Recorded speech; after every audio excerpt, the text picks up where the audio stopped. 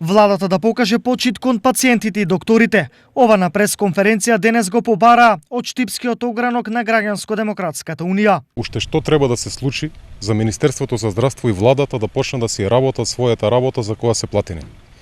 Вчерашниот ден го потресе скандал за 6 случаи на хепатит С во клиничкиот центар Штип во оделението ортопедија. Дали има причини граѓаните да бидат загрижени? Владата и Министерството не покажуваат ни малку почит ни кон пациентите, ни кон докторите. Истите работат во ужасно лоши услови и се херои на денешното време, што успеваат воопшто и да функционираат во една нездрава средина и услови за работа.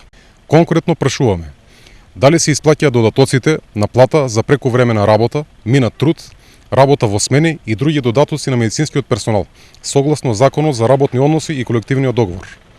Уште колку ќе чекаат пациентите за да ги видат ветените реформи во здравството и да се лечат во нормални услови, бидејќи условите се секакви, но не и нормални. Уште колку ќе чека медицинскиот персонал, кој што е под договор, за да добијат решение за неопределено работно време и од досегашните 8.000 денари плата да ја земат барем минималното утврдена плата. Само да напоменеме дека ова не го кажуваме како став на партија, туку како загрижени граѓани, како корисници на државното здравство.